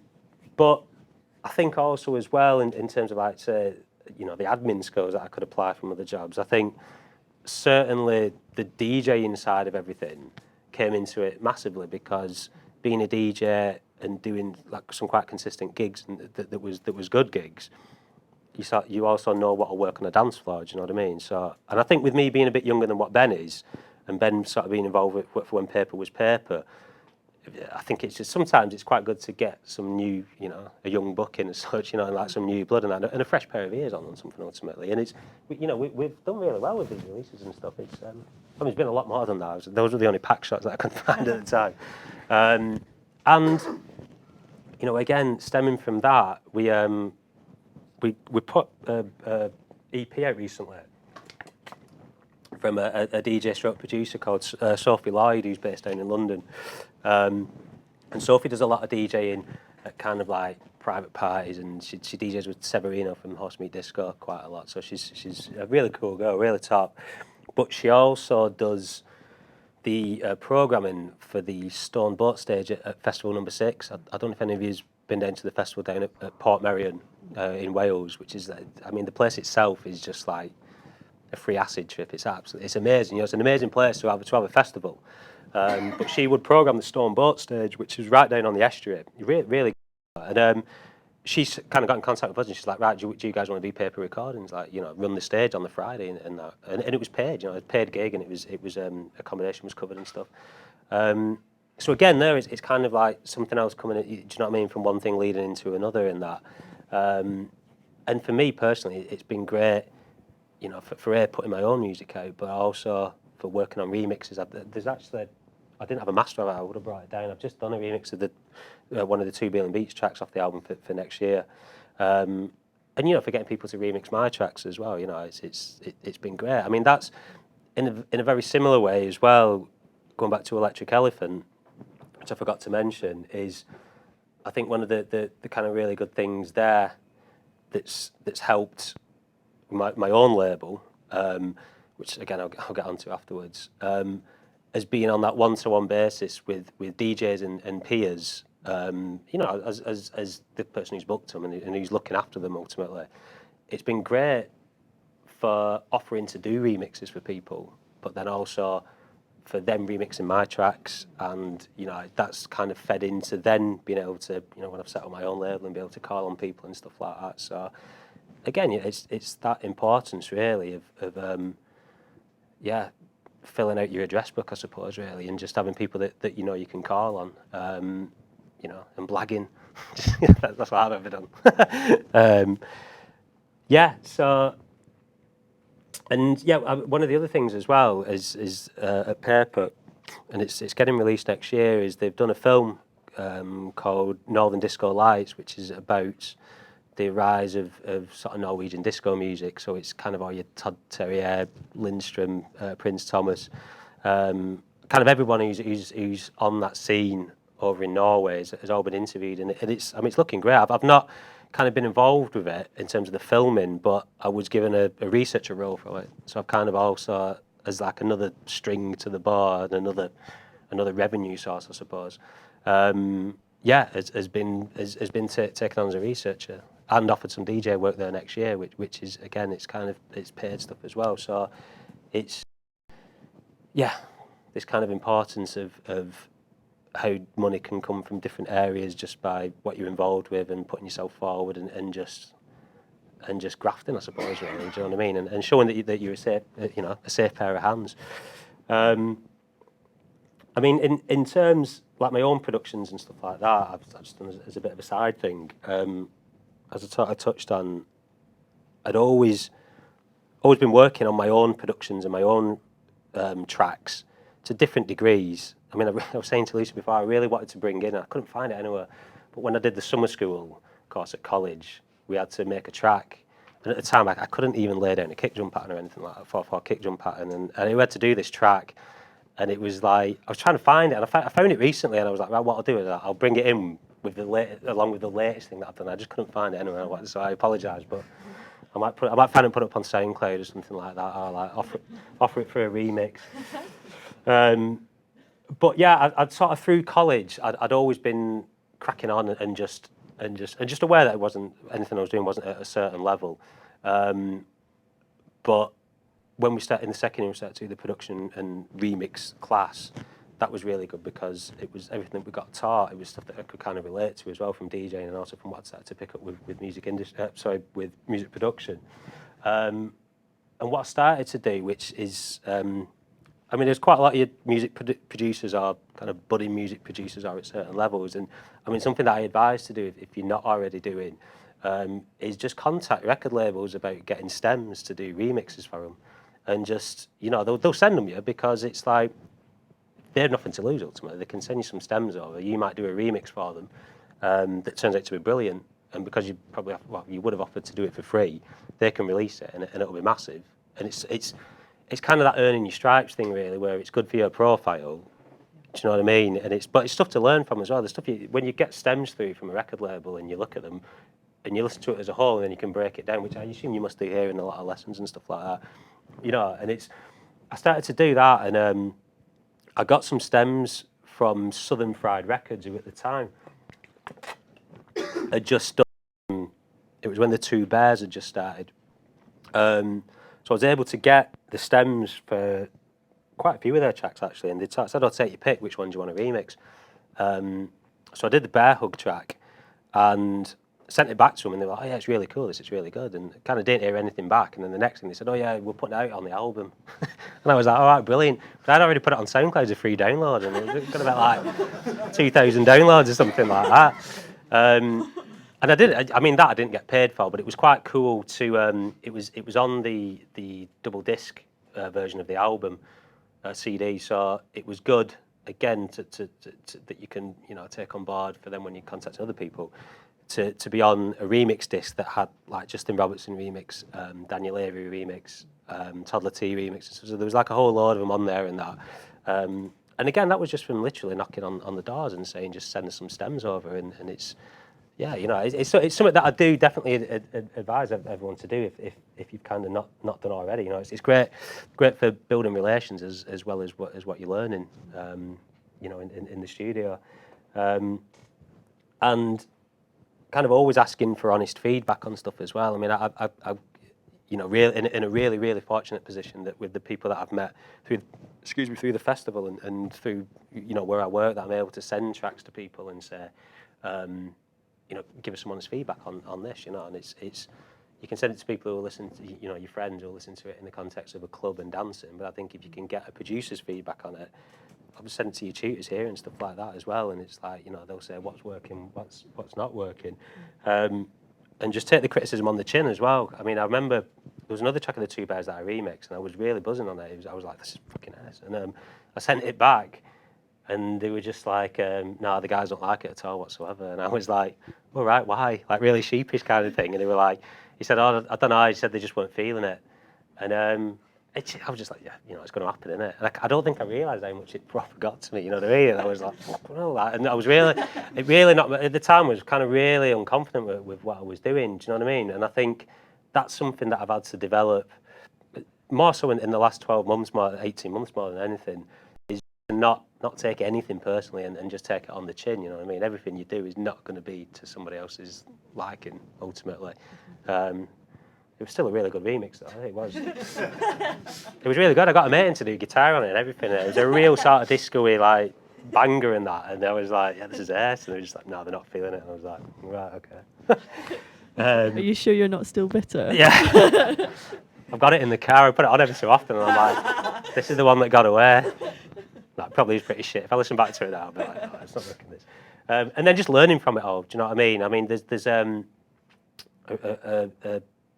EP of my own that's going out on my own label in the new year, and it's kind of like one of the most latest things that I've done, but because there's so much stuff in it that since doing that, tracks that I've worked on, I've left a lot of habits at the door, do you know what I mean? And it's kind of like, that's from having people listen to it and be like, oh yeah, you've got that delay send there and you've got that reverb crash and this and that, and it's stuff that I realised I was doing without realising it, do you know what I mean? So it's kind of like, anything new that I work on there, I'll just be like, right, okay, I'm going to try something new, and if it works, it doesn't work, and just relaxing in it as well. I was, I'm kind of one I fret a lot about some stuff. Do you know what I mean? So it's like I'm working on a track, and I'm just like, right, it's got to get finished, it's got to get done, and stuff like that. And it's not productive. I mean, the EP I'm doing, I'm really pleased with it. You know what I mean? But it's hindsight's that thing that you listen back and you're like, personally, no, I probably wouldn't have done that. But my kind of production stuff took off quite well because I met we booked a DJ Rocker, who's from Italy for Electric Elephant Festival, and he's part of a duo called Agello, and he does stuff on his own with Daniele Baldelli, who's like a really old sort of cosmic, like Italian cosmic disco DJ, and I'd played a lot of his tracks. I'm really into what he was doing, and I just kind of said to him again what I was saying to yourself about just being ballsy, really, is I just said, look, do you want to work on some tracks? I've got some stuff that's half cooked and half baked. And he was like, yeah, cool. And just sent it across to him. And he was like, yeah, these are pretty wicked and stuff. So we worked on them. And Neil, who I'd mentioned, who had El Diablo Social Club, is I sent them to Neil for a listen to, and he was kind of digging them. And we put it out as a vinyl release. And it did all right, it did okay. And through that, I mentioned to Neil about working on the label, and I was like, I mean, that there wasn't a revenue stream from it as such, but that was just getting involved with something just for the pure love and passion of it. And kind of worked with Neil for the best part of a year on El Diablo's, like some of the parties, but more so on the record label side of everything. And it was all vinyl output on labels, on El Diablo's, which I don't, does anyone work on labels, or have they got their own label or anything like that? Because it's like doing anything with vinyl is, everyone thinks it's really cool. It is the biggest pain in the ass ever, seriously, because the way I kind of like to work is to be quite, and again, this is a skill that I've picked up from where I've worked, is just being structured and having consistency with stuff. And the thing is with vinyl, people send you tracks and it's a wicked EP and you're like, yeah, this is great. And then you send it off to be pressed and distributed, and it comes out like 8 months later, and everyone's like, oh yeah, that track that's like 8 months old, or someone's sound's completely changed. So it was kind of like, it was cool, and it's always cool getting stuff on vinyl and pressed up on vinyl, but it was just really frustrating. And so yeah, after about a year, Neil had sort of said that he didn't want to carry on doing the label anymore, which was a bit out of the blue, do you know what I mean? I was a bit like, oh right, okay. And he just said to me, he was like, just set your own up, do your own thing. And it was, again, sort of from when I started the paper, it was something new, and I was a bit like, oh shit, I'm really, really doing the right thing here, because I don't, and it was kind of ifs, whats, buts, and because obviously, there's costs within it to set stuff up, and it's like there's such a small percent of what you can turn over to get anything back, do you know what I mean? It's like, but yeah, I didn't think about that. I just like dive straight in and just did it. But I just, I just figured this is the first 2 releases that I've had. The first one was out only a few weeks. Well, sorry, start of September, the Damon G one went out, and the one of my own is out in February. And I just figured, you know what? It's kind of like the right time to do it. I was kind of like my sort of skills and stuff in the studio were a lot better than what they had been, and I just sort of thought, kind of now's the time to do it. With the contacts and everything that I picked up along the way, it's from the guys that I've been able to get involved with, like the remixes and kind of like Emperor Machine, and Andy Meacham's become a really good friend, and that's just from booking him at the festival. So it's been good. I've sent him stuff, and he's kind of always been him and Justin Robertson have been like amazing supporters of the sort of music that I do and stuff. So I just figured, it's just time to do it. It's the right time to do it. I've built up enough contacts and that, and it's, I can get the music to enough people. Whether they give me any feedback or they play it or anything is, a different kettle of fish. But the first one was really well received. Arvin Smag was really on board with it. Heretic, Psych Magic, so it's just from knocking on the doors and saying, right, can have a listen to this, give me some feedback and stuff. And you can probably see, if we go back to like the first one, just how my design skills have changed a lot more. So kind of like from the Funky Sundays one, which I didn't design the Sprechen ones, I'm not designing whatsoever, but it was kind of like my vision, which a guy got on board to do some designs and stuff like that. And yeah, it's kind of, I'm just sort of hoping really that, the next year I'll probably do about 5 or 6 releases a year and just keep it quite sort of exclusive and not oversaturate or anything like that. And it's been great, since it's been up and running. There's been more DJ gigs and stuff come through. And yeah, has anyone got any questions? I want to ask anything. I'm in the early stages of setting my own record label up, and All I right. wondered if you had any advice. What sort of stuff are you doing? It's kind of tech and tech house. Right. And techno. How far along are you with it? Really, sorry. Really early days. I've bought the name, and I'm just trying to do loads of reading, because there's obviously a whole legal side of it as well, and there's so much stuff to take on board. Yeah. So that's kind of where I'm at, really. Especially with a lot of it, I'm still kind of finding my feet myself. I logged into my PRS account the other day, and I was looking at it, I was like, I just have to call Pete again and just kind of like, look, can we have like another college class, like X amount of years after in that? And there is a legality side of it. I mean, if you just put in music out, do you produce yourself? Are you putting your own music on it? Or are you starting to do that? That's kind of something that I'd like to be doing. Right. I mean, the kind of best advice I'd be is just about building. I mean, the way I do it is kind of when I send the promos out, I don't use a promo sender as such, because there's so many of those that get in people's inboxes. Is that, I mean, I know myself, and I'm certainly not at a level of DJing or anything that, some of my peers are at. But I know sometimes I go in my inbox and you've just like X amount of digital promos, and after a bit you just switch off. So what I tend to do was contact DJs themselves, people that I knew. But again, if you're just doing it sort of cold calling, for want of a better word, people just say yes or no, and you just contact them and say, sent up this label, it's going to have this vibe, these artists are on it, kind of put you on the mailing list, and then you just send them more of a personal email with a download link or something like that, get the feedback, and go about it that way. I mean, in terms of the legality side of it, as I say, it's stomping ground for myself at the moment, but I just got sort of contracts through where it was done on like a 50-50 split after costings are taken back. So I would take back like mastering costs, probably 4 tracks, probably about £100 or something like that. Art costs, design and stuff like that. So you're probably like 140, 150 or something before the track's out. I mean, that, as I say, it's still kind of a bit unknown territory for me myself. So I'm aware that when the first lot of sales come through, that's probably when I'm going to have to sit down and just look at a way to deal with it. But it's just like anything. I think it just kind of jumping feet first and swim is sometimes the best way. Sometimes it's not the best way, but I think in some things it is. I mean, other legality things is like clearly just try to stay away from doing edits and stuff, like putting edits out, because it's such, especially on places like SoundCloud now, that the policing it so much is that we got it. In fact, Sophie, who I was talking about, the EP that we put out of her, sorry, it wasn't that EP, it was on one of the compilations we did, and she did a really wicked edit.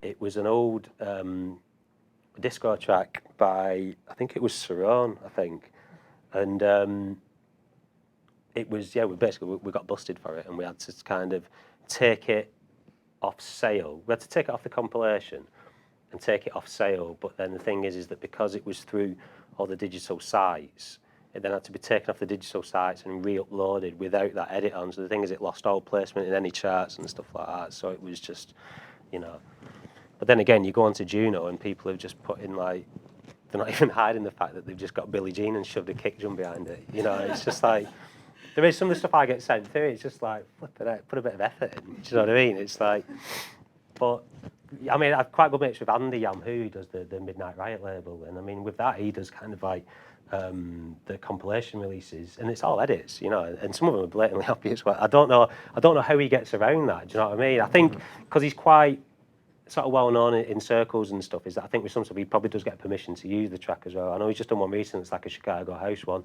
There's loads of like old tracks on it and that, and they're actually on as like DJ Pierre such and such a track, Ron Baysham edit or something like that. So I think there must, either he's living that much in the Wild West, or it's kind of like, and that's really sort of like for me what sort of all roads have led me to from when I started out is kind of being lucky to have some good DJ gigs that I play and get booked for my own label, which is a bit of a money pit, but it's good. It's kind of good for the profile's a bit of a swatty word, you know what I mean? It's just quite. It's kind of like, I think to just DJ now, it's always that thing of having other things that you're on with, And I still kind of work for the Electrics guys. I do like 3 days a week for them. Obviously, we don't have the festival anymore, but I look after the marketing and the promotion of the 2 venues that they've got. So that's dealing with like booking the DJs and any events that we have in there. Like we do our exhibitions and stuff. So it's not music, but it kind of is at the same time. It's quite cool. Do you know what I mean? We just had one. In fact, it's on at the moment by, and I don't know if any of you heard of Andy Vortel, who does the Finders Keepers record.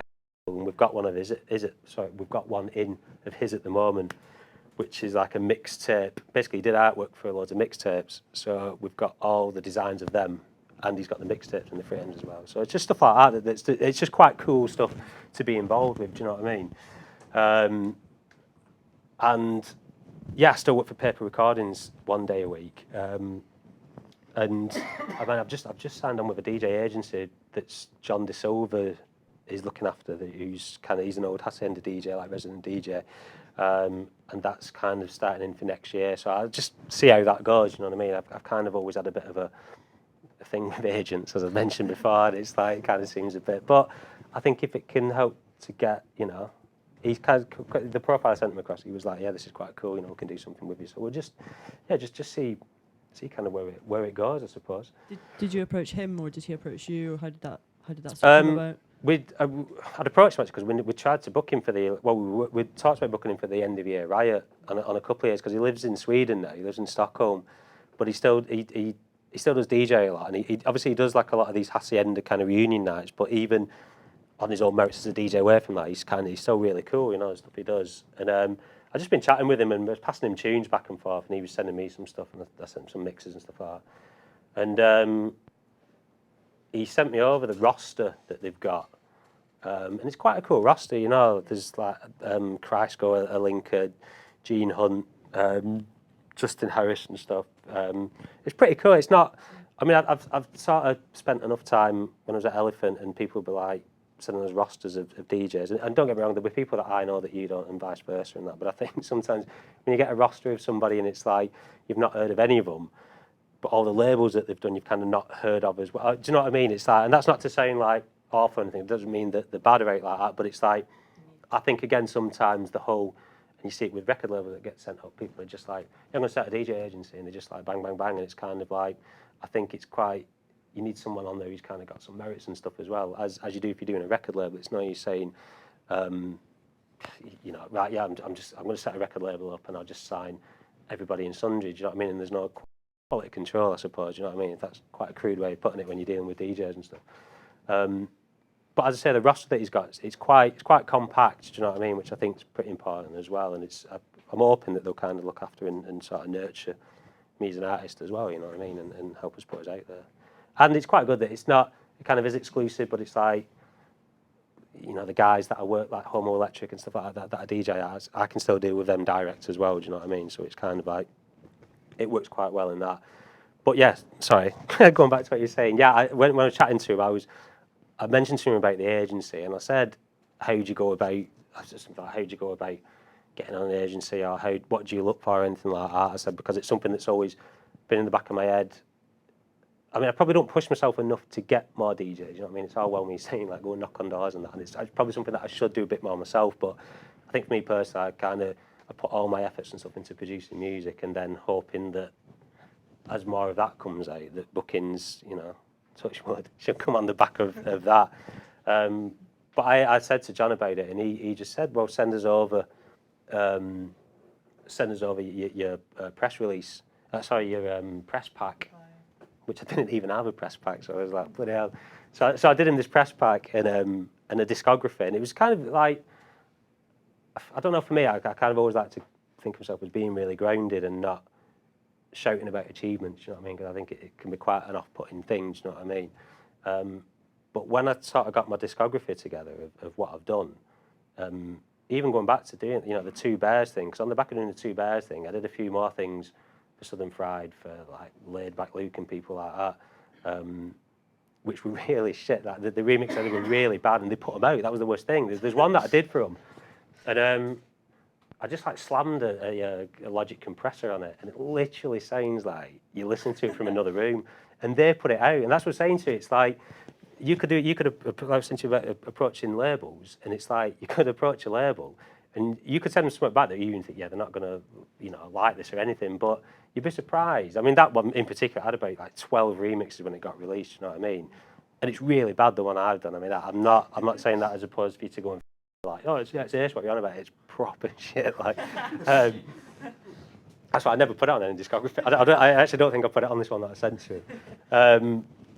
And yeah, it was only when I sort of got all that together that I was like, bloody hell, I kind of, you know, in the time that I've been doing it, there's a fair bit that I've achieved, you know what I mean? So it's like, I suppose sometimes you've got to, you know, as I'm sat here now, do you know what I mean? I think when I got asked to do this, the initial thing I was like, who am I to be sat here talking about, you know, what I've done, and do you know what I mean? Because I don't see myself as any kind of different, do you know what I mean?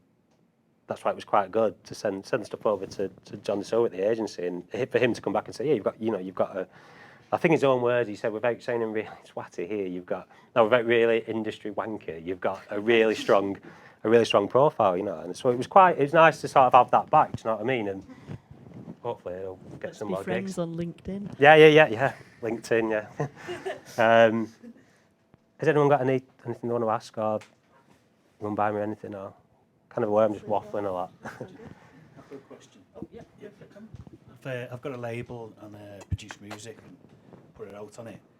And what I was going to ask you was, say if like you were just starting out now and you didn't have all your experience, what you've already got and your contacts, what would you be looking for in your label? What would you do? Would you be more looking to invest money into it to get help, or would you just do it yourself and sort of? And if you were going to do it yourself, where would you spend your time? Would it be like social media or? Yeah, I think you know, love it or loathe it. It's social media is kind of really important. Do you know what I mean? And it's like, I think, like I said, I am kind of really lucky to be in the position I am of who I can get the music to. And as I said, I just kind of figured for myself it was the right time to do it. But you know, there's plenty of other people who aren't in that position, who will just set it up. And I think, as I was saying to the lady here, is I think, I mean, have you had some releases out? Have you put anything out in that? And how did you go about it? What kind of did you do? Just I put the releases out and then sent them out. Looked for like DJs with similar type of music. Yeah. Went on Facebook, started up a page, and then I've just been posting on that really. Yeah. But I'm sort of looking now at like if I was going to invest more to sort of promote more, is that a wise thing to do? And if I was going to spend it, where would be best? I think. Have you got quite a sort of decent database of DJs and that? I mean, I would say to start with that, as I said, don't be worried about contacting DJs directly or their management. Do you know what I mean? And you'll be surprised, you know, maybe out of like every 10, you might get 2 or 3. Do you know what I mean? Which doesn't seem like much, but the thing is, if that's 2 or 3 people who are playing a set that's broadcast live on like Radio 1 on an Essential Mix or something, then that's kind of how stuff gets picked up. But also, they could be DJing with somebody else at a gig. Somebody like, oh, that tune's brilliant, what is it? And they'll be like, oh, I'll send you a WAV, do you know what I mean? That's the other thing. I mean, it's kind of a curse in a way that music's so easily to be distributed, but it's kind of quite good in other ways as well. You know, I kind of not done my label to make a load of money off it, not at all, but to get the music out there, you know what I mean? If that means Emperor Machine passes that track to what's he called, who works with Errol Alcan or somebody like that, then it's job done. Do you know what I mean? It's the way I see it. But I think you can, for me, the money I spend on it. I mean, what do you do for designs? Do you do that yourself? Just do it for myself. Yeah. Yeah. That's what I like about it. I like doing it all myself, but I feel like that there's so much to do. I think sometimes would it be better just sort of maybe trying to like invest in doing something that maybe I'm not that well. I mean, I would suggest, and this is only going off kind of what I've done myself, do you know what I mean? I mean, don't get me wrong, if I had loads of money, I'd get big B0 posters up all over town, like say, Sprechen, and just like, you know, go really subliminal kind of messaging with it and stuff. But it's like, it's working within your means, and I think money to be spent on like social media advertising is kind of really good because you can tailor that as well. So you can, I don't know if you've ever used it or anything like that, but you can tailor an advert, or a promoted post, sorry, they call it now, don't they? Where it can be like people who've got interests in. So it's like, is it what sort of music is it? Is it techno and house? Techno. So it's like you can just, people who are interested in house music, techno music, and then you can just type in a load of artists as well. And I mean, I did that with the label at first, you know. And I mean, I got some bonkers people like liking the page from like Malaysia and stuff like that. Because you can look at the profile and it's like, not to judge a book by its cover, but I'm just like, some people are like really like well into Jesus or the Bible Belt, and I'm like, I just can't think at all that you're gonna, because you look at everything else that they like. But then like I say, you know, out of, you know, X amount of people reached, there will be people who get involved with it as well. Do you know what I mean? That's kind of where sort of my money goes. I mean, do you do the mastering yourself, or do you pay for that to get mastered and stuff? No, I do it myself. Right. I mean, I can't master tracks. Do you know what I mean? I can shove a limiter around them, so they're a bit punchy in that. But it's like, I kind of want it to be as professional as possible without spending a load of money on it. Do you know what I mean? And it's like, that's the thing with I mean, mastering, you can spend a ridiculous amount of money on it. Do you know what I mean? I use a guy who does the stuff for us in paper, who's based in Berlin. I think he charges like maybe €20 a track or something like that. But they sound bloody brilliant when they come back, you know what I mean? He's really good. The guy who does the artwork, you know what I mean? You might like it, you might not like it, you know what I mean? But it's kind of like, it's the one thing that everyone, since I've started it, has picked up on and been like, you can't quite see it on there, but it's kind of like quite an off, dirty white, the things and that. And so for me, that's an investment, do you know what I mean? And it's like, you've got the look of it right, and then you've got the track sounding right, do you know what I mean? And you paid for that. That's probably better than, I don't know, spending like 300 quid on getting someone to do a remix for it, do you know what I mean? That can work as well. If you've got contacts and friends who have got a profile or who are DJs or who know somebody that can carry a bit of clout with it, you know what I mean? And it's a bit of a, is it a naff way to look at it? I suppose it is in a way, but unfortunately it's like if you've got a track out and it'll have like remixed by such and such a person, you know yourself as buying music and that, you'll be drawn to that, do you know what I mean? Because if it's got someone who's done a remix of that track, you know, so there's money can be spent on it, on getting someone to do a remix, but it's kind of, I think also try to build up your contacts and build up a repertoire with people as well. And then just pull in favours, do you know what I mean? And don't be afraid to ask. There's also like getting press involved with it as well, and it's like you'd be surprised, you know, any sort of music type blogs or online magazines or anything like that, just contact them and just say, can I send you these over for a review?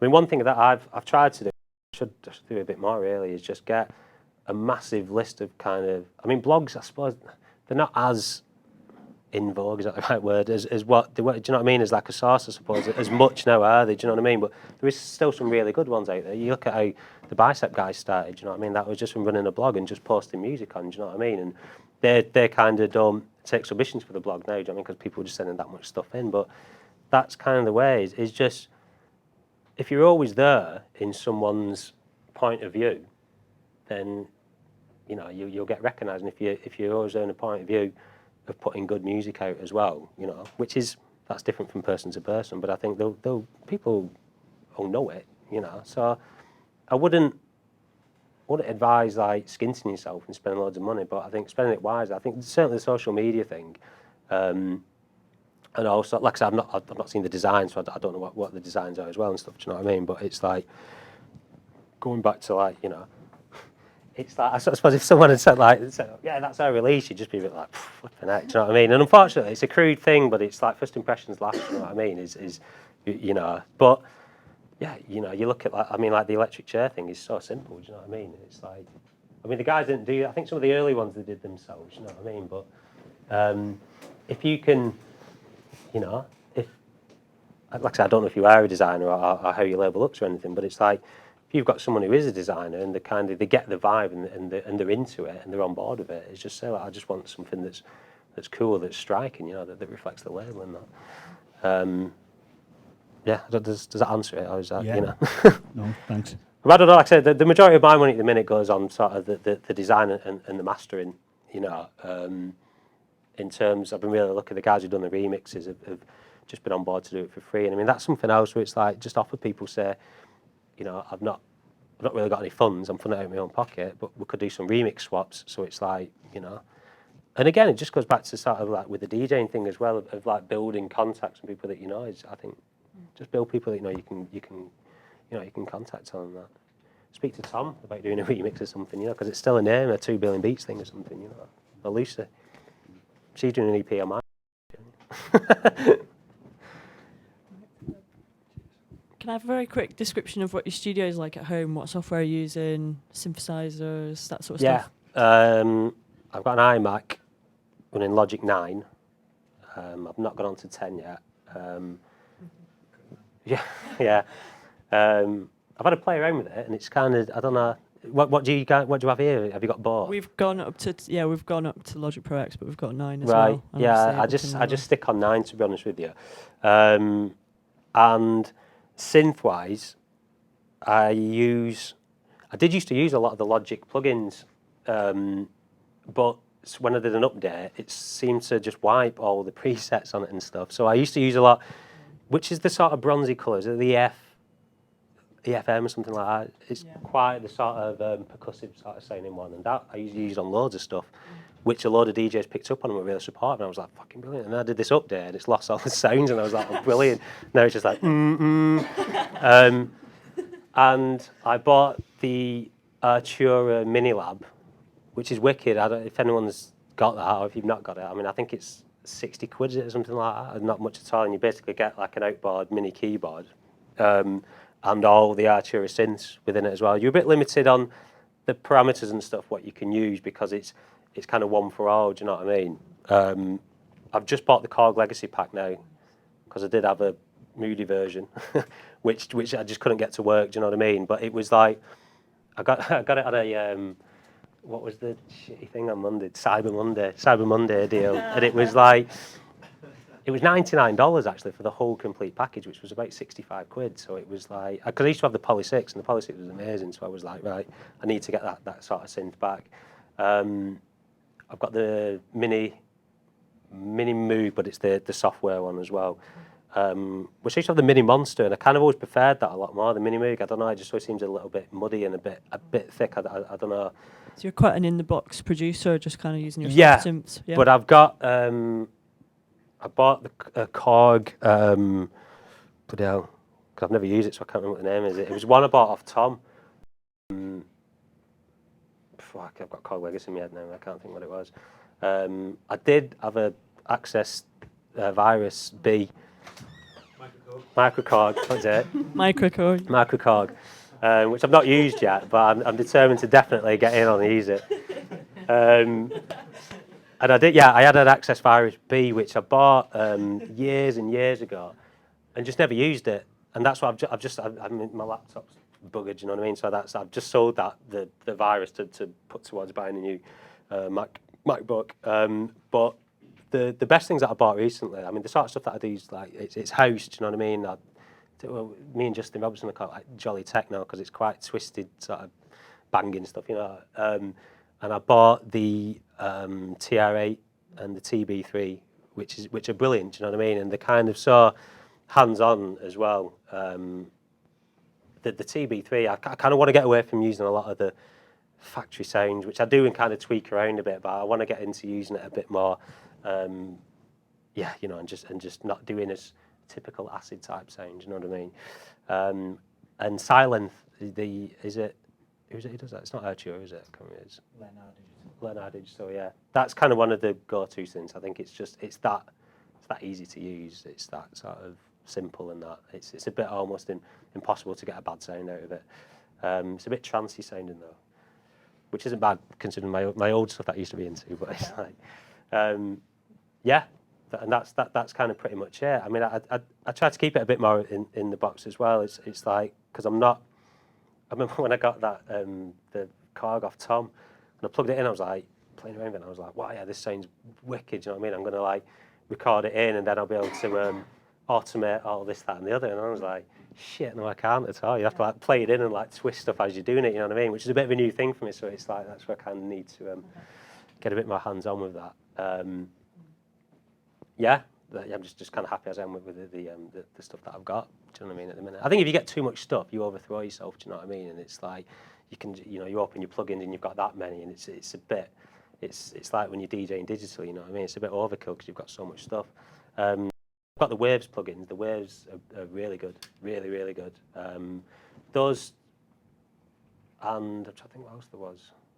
No, it was just them actually. The Waves, I'd say, definitely improved massively. My music production and stuff like that because that you put them on something and they're that kind of a transparent sound but really rich. Do you know what I mean? I was quite used to using like a Logic compressor where you hear it literally just like poof. Whereas like some of the stuff within Waves, you put it on and you're like, well, I can't hear that at all. But it's like when you listen to it in the overall mix afterwards, it's kind of like really good.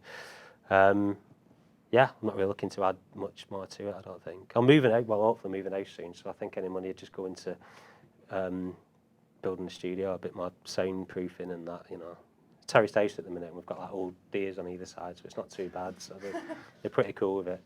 So, but when we move to Manchester, that's the thing, we've got to either look for a 3-bedroom house so I can build a studio in it, or a 2-bedroom house to get external studio space somewhere else, so let's just see.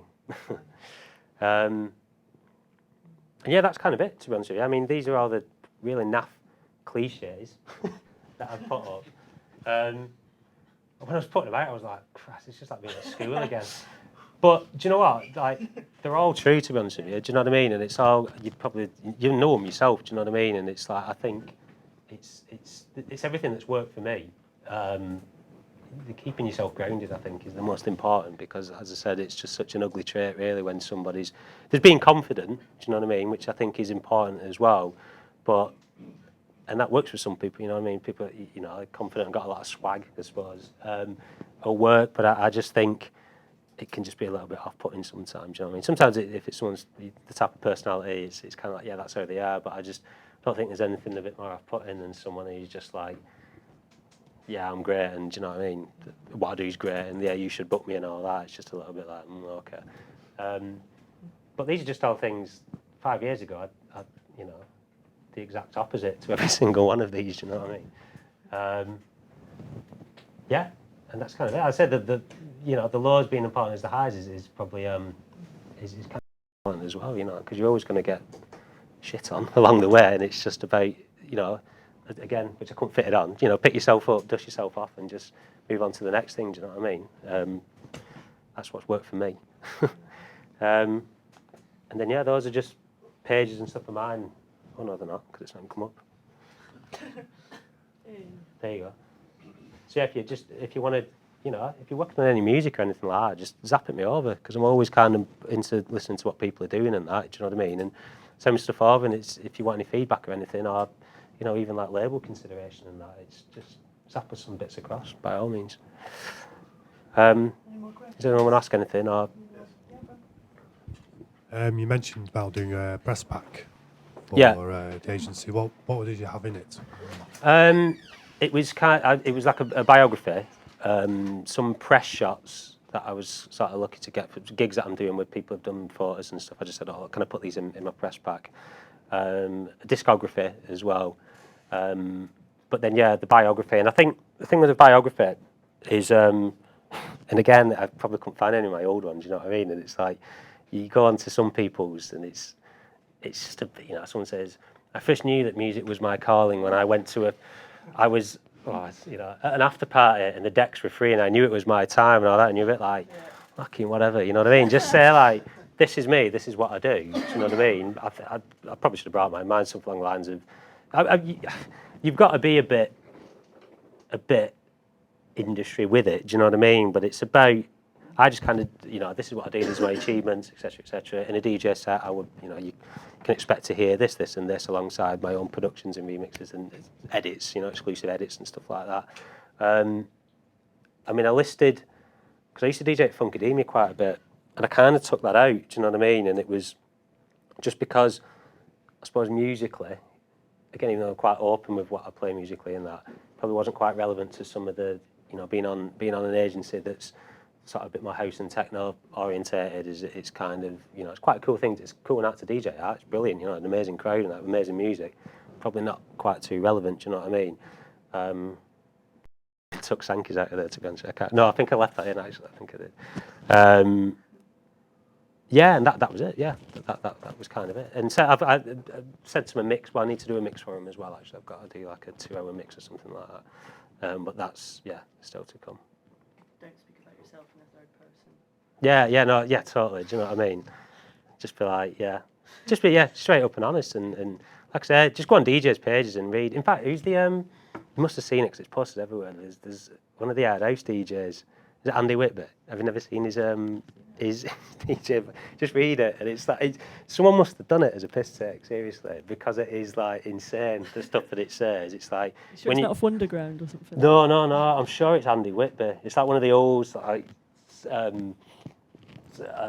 proper banging Hard House things, and it says something like, to see him DJ is not, you know, it's a state of mind, and it's witnessing magic being cast. So you read it and you just like, that's about a viz. It's like, it's got to be a piss take, you know what I mean? It's like, but you know, probably in that sort of line of stuff, that sort of genre, it probably works pretty well. Do you know what I mean? It's like, I don't know, a bit more grassroots and a bit more, you know, down to earth than anything really.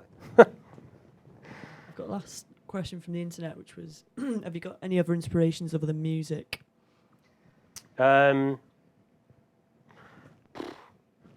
No. I don't know, I suppose what that inspires me to do what I do. I guess as So such. yeah. I don't know. Do you know what? It's kind of all quite music related, I suppose. Do you know what I mean? I've got a lot of inspirations. As really naff as it sounds, you know what I mean? Is like my parents. To be honest with you, I was quite lucky really that my parents were into you know, everything from like Kate Bush, Peter Gabriel, Beatles, Pink Floyd, Led Zeppelin and stuff. So there's always been quite varied music at home and stuff. And I think that's kind of like, you know, quite an early breeding ground really, or an early training ground as such, you know what I mean? And that's kind of always stayed with me. But yeah, I think in inspirations and stuff, it's just the people that I work with, you know, the guys at Electrics are kind of really inspiring, do you know what I mean? Has sort of inspired me to be who I am now and what I do and how I act and how I treat people. Yeah, I suppose that's about it. Yeah. Well, I think there's no more questions. Oh no, we've got one at the back there, Paul. Fire at the back too. Basically, just been dabbling with making music for a while, doing the music production course here now. And I suppose for me, sometimes you get it. I know bits of most stuff, but you get a bit overwhelmed by, you know, trying to learn Logic or trying to learn synths or musical theory or, you know, trying to put it all together. Have you got any tips on sort of what would be the best order to learn stuff in, or certain things that would be better to learn first to help you in productions? And I think, like I said, I think if you can get hold of some remix stems, because that will help you see the structure of a track. And don't get me wrong, I'm not sat here now saying like, oh yeah, I've got a wall of platinum discs at home, because I'm definitely not, you know what I mean? And it's like everything that I do production-wise, I'm always learning.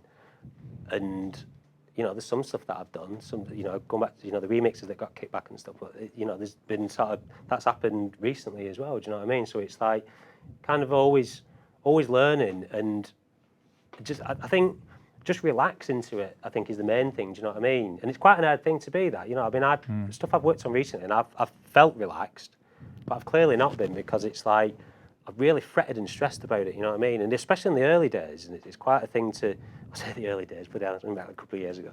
It's quite a skill to have, is just to know you're not going to sit down and write a million seller every time, do you know what I mean? And it's like, sometimes just appreciate what you've done within that day, do you know what I mean? So it's like, if you've just worked on a kick drum or something, then that's take what, you know, like I'm saying, look at the positives of what you've done that day rather than the negatives, you know what I mean? I mean, one thing that, sorry, I didn't mention that I always used to do was buying future music and computer music.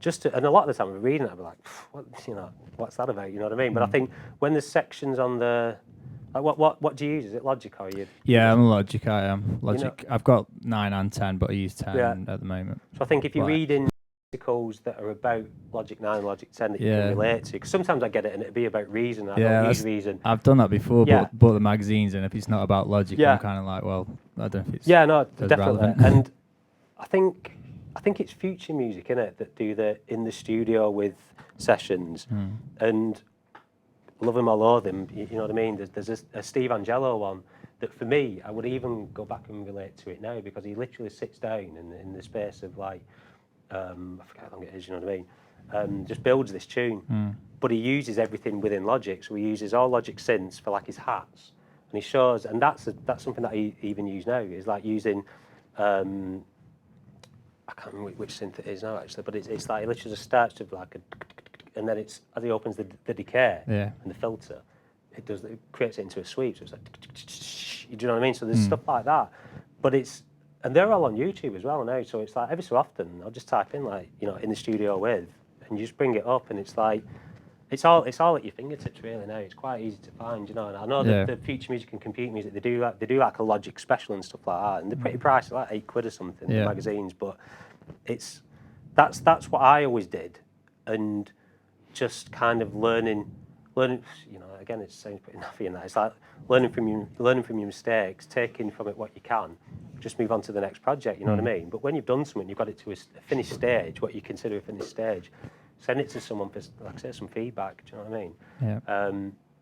I mean, have you finished tracks up, or are you just kind of playing around, or not playing around, but have you just been I've not done anything. It's just all stuff, just messing around in the studio at home, really. Yeah. So I've got to the end of tracks, but it's just I'm just kind of. And one thing I messing always about. do is I always use a track that I know. Do you know what I mean? I'll drop that into a project and listen to it, and not copy it in a plagiarism kind of way, but I will literally do it, but with my own kind of sounds and stuff, so it makes it your own. Do you know That's what what I we've mean? done recently. Like we've just done a structured track, and that helped. To be fair, quite and I'll a lot. listen to stuff and I'll think that's cool, but I don't know how to do it, and then it's just a case of playing through your synths. But like I say, every time I'm learning to do it, and it's for me really the last 2 years, 3 years or so that it's been pretty consistent. Do you know what I mean? Yeah. And I've done some stuff that's been shit. I listen to it now and I'm like, it's rubbish that. You know what I mean? But have you sort of bought it. Yeah, exactly. Have you had a sort of grounding in synthesis as well then at all? No. Well, Not we did synthesis at college, and my tutor was a guy, Paul O'Brien. Do you know Paul? We used to have a studio here, who was just like, just plug him in and watch him go. You know what I mean? It was like the amount of stuff he knew was ridiculous. It was like and it was kind of like some classes. Some would be all right. You'd look at like using Massive as a synth, and you'd be like, right, this does this, this does that, and you're like, all right, that's quite cool. And then another lesson would be like, right, so I'll show you how to build a synthesizer from scratch, and you just start with a sine wave and do this. And I'm just like, just gone now. You know what I mean? But I think it's like the things that you see that you can pick up on. Do you know what I mean? So it's like, well, I don't know how to do that, but I know how to do that, so I'll practice that when I get home. In terms of synthesis now, I mean, I'm not a musician. Do you know what I mean? I can't read music. Do you know what I mean? So I tend to just play around with stuff, and it's like, even though I've been taught it, it's like what the workings of a synthesizer. I'm just still more as well. I know if I twist that knob, it sort of makes it go raspy. It does that. Do you know what I mean? And that's not a bad way to be. Do you know what I mean? It's using your ears ultimately. And yeah, that's sort of my knowledge of synthesizers. You know what I mean? I kind of know stuff that does this, that, and the other, but I've kind of I'm always a bit crap at retaining information. Do you know what I mean? Especially when it's information overkill. So when you're sat in somewhere who is literally a living synthesizer. Do you know what I mean? It was like the stuff he would tell you, you'd just be like, I'm like, I'm done.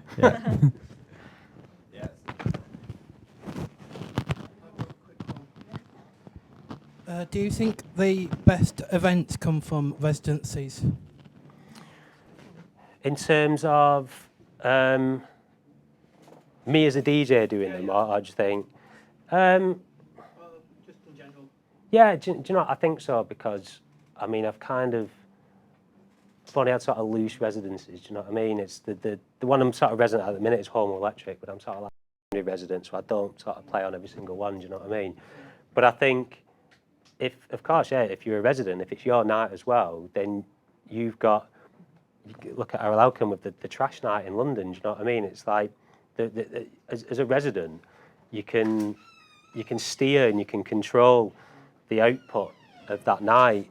Do you know what I mean? And then the people who are coming will come because of that. Do you know what I mean? It's like you can, it's kind of no disrespect to the Warehouse Project or anything. It's like what they do, they put on and it's great. And it's amazing lineups. But it's all them DJs doing like an hour set, and they're all big names. You know, everybody on that lineup is a big name doing like an hour set, a 50-minute set sometimes. I think certain nights that I've,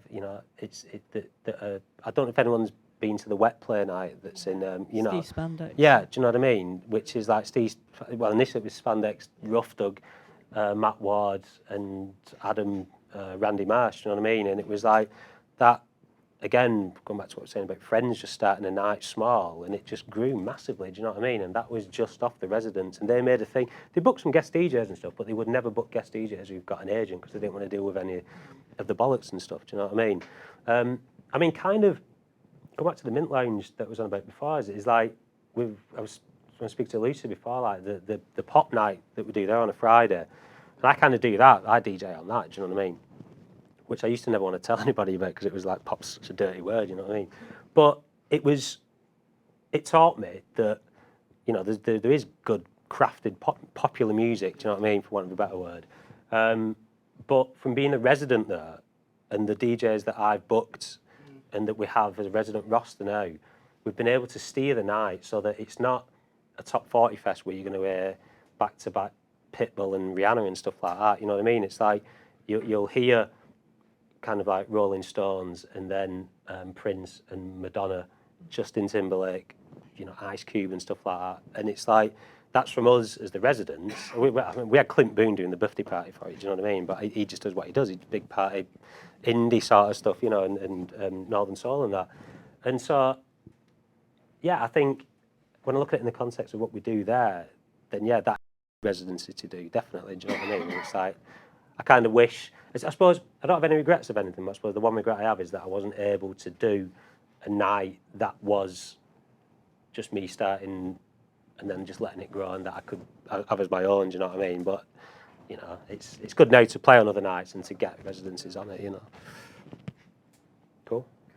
Good stuff. Right, well, I think we might have to call it a day. Thanks so much, Chris. I don't even know, I've lost track.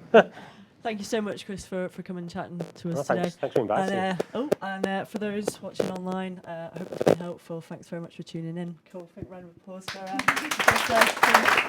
Thank you.